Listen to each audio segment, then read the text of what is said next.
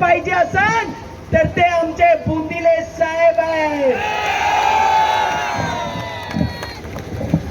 या सगळी महिलांना आज लाडकी बहीण योजना सुरू आहे ना, पूर्ण जिल्ह्यामध्ये हिंडत असताना बाया जेव्हाही मला भेटतात ते मला नेहमी विनंती करत होते, ताई तुम्ही आम्हाला काहीच देऊ नका पण गावाची हवे दारू बंद करा. उद्धव ठाकरेजींनी दारू विकणाऱ्या माणसाला तिकीट दिली, त्याला मत आपण देणार काय? सांगा सगळ्यांनी हात वरती करून, दारू विकणाऱ्या माणसाला आपण देणार काय?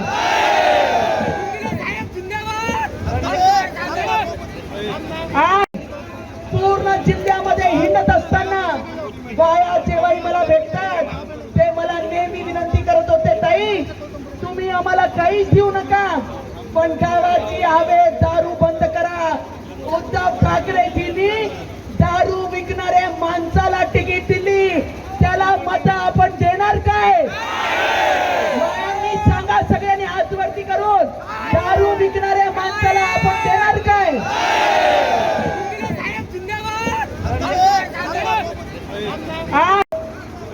आमचे बुंदिले साहेब याच गावाचे आहेत.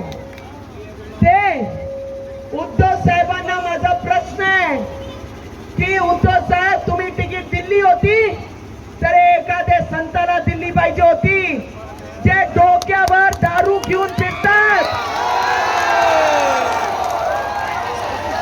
जे डोक्यावर दारू घेऊन फिरतात. अरे महिलांना असा उमेदवार पाहिजे काय? अरे आणि नुसतं देण्याचं काम केला. अरे पार्सल तुम्ही लुटारे आहे, तुम्ही बँक डुबवली, तुम्ही 900 कोटी खाल्ले. या मतदारसंघामध्ये 2019 मध्ये तुमचे बच्चे श्वासापर्यंत ऋणी नाही. तुम्ही हाक माराल तर तुमची हाकेला नवनीत राणा तुमच्या पाठीशी उभी राहील. या मतदारसंघामध्ये 3 उमेदवार दिलेले आहेत. 3 उमेदवार पैकी एक पार्सल उमेदवार आहे. एक काय आहे? अरे त्या पार्सलला माझा प्रश्न आहे. गेल्या 5 वर्षापासून जेव्हा आमच्या शेतकऱ्यांची संघर्षाचे दिवस होते तेव्हा पार्सल मुंबईमध्ये झोपा काढत होता. तेव्हा माझे अंजनगाव दर्यापूरचे शेतकऱ्यांची आठवण का आली नाही? त्या पार्सलला माझा प्रश्न आहे. जेव्हा दिवस रात्र माझा शेतकरी त्या शेत रस्त्यामध्ये मातीचे रोडवरून जात होते तेव्हा या पार्सलला माझ्या शेतकऱ्यांचे शेत रस्त्याची आठवण का आली नाही? या पार्सलला माझा प्रश्न आहे. 5 वर्षांनंतर इलेक्शन मध्ये आला आणि तिकीट घेऊन आमच्या डोक्यावर बसायला आला.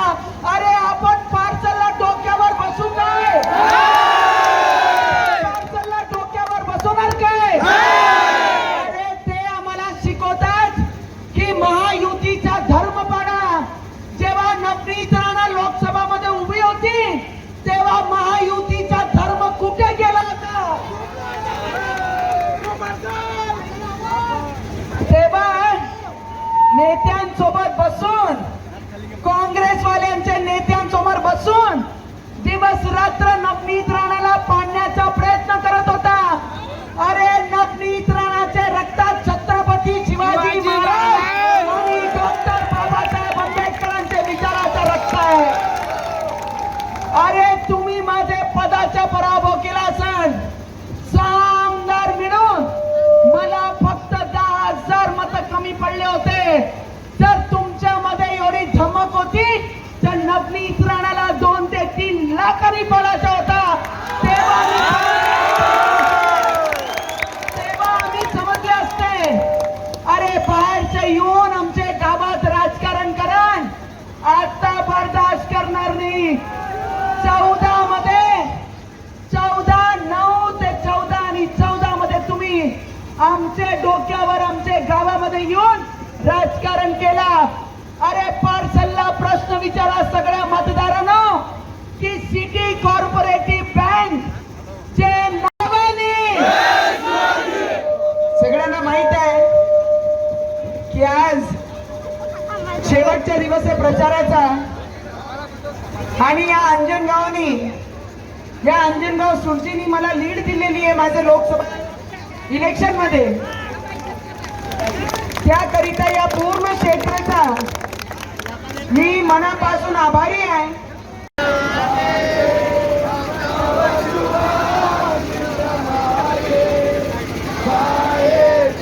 जय गाथा जन गण मंगलदायक जय हे भारत भाग्य विधाता जय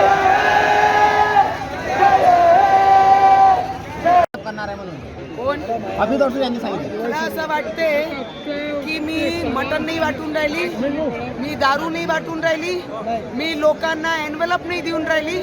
आचारसंहिता संपल्यानंतर रिझल्ट लागल्यानंतर आमचं मॅनिफेस्टो जे आहे तेही सांगितलं आणि हेही सांगितलं.